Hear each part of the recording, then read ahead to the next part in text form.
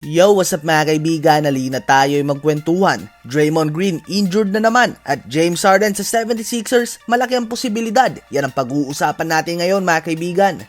Ngunit bagong lahat, huwag kakalimutan na mag-like, mag-subscribe at i-hit ang notification bell for more updates at kwentuhan. Let's go! So napag-usapan nga natin sa ilan kong mga video tungkol sa Golden State Warriors, nagigil na nga silang bumawi ngayong season. Dahil ikaw ba naman, 5 taon kayong sunod-sunod na nakakapasok sa NBA Finals. At last season, bigla na lamang kayo ang pinakahuli sa standing sa buong NBA. Isipin nyo yun, ganun na lang nga kabilis ang pagbagsak ng dating halos unbeatable team. At malaking dahilan dyan ay ang injuries. Lahat nga ng kanilang mga star player ay nagtamo ng injury last season.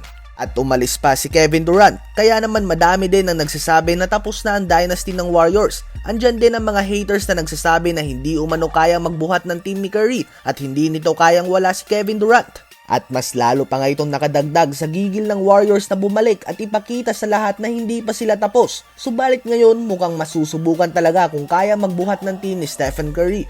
Dahil una na nga nagulat ang lahat matapos na maudlot ang pagbabalik ni Klay Thompson dahil sa isang injury. At ngayon mukhang hindi pa tapos ang kamalasan ng Warriors dahil injured na naman si Draymond Green at malabo itong makapaglaro sa opening night ng Warriors laban sa Brooklyn Nets sa Wednesday.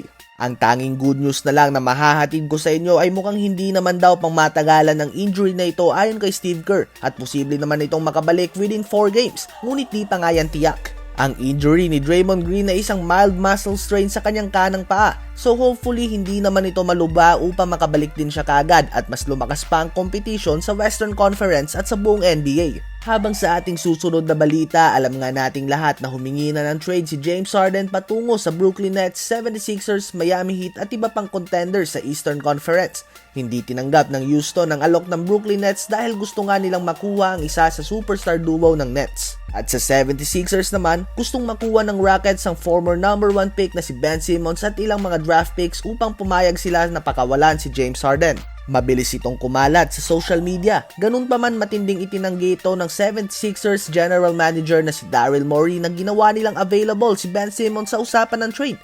So dahil sinabi ng GM ng Sixers na hindi nila ginawang available sa usapan ng trade si Ben Simmons, ibig sabihin ba nito hindi na matutuloy ang trade? Wag nga tayo mga kaibigan magpaniwala kaagad sa matatamis na dila ng general managers dahil noon si Daryl Morey mismo ay sinabihan si Chris Paul na hindi daw siya nito ililipat sa OKC.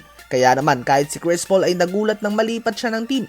At nangyari pa lamang ito mga kaibigan, hindi pa matagal ang nakakalipas. Kung naaalala nyo, matinding itinanggi ng GM ng Wizards na humingi daw ng trade si John Wall. Plano daw nilang ipagpatuloy ang season na ito kasama si John Wall. At ilang araw lang nga matapos ang statement na ito ng General Manager ng Wizards, ayun na nga si John Wall, nalipat na sa Houston Rockets. So kuha nyo naman ang punto ko dito, hindi porket nagbitaw na ng salita ang manager na hindi na matutuloy ang trade, tapos ng usapan dito.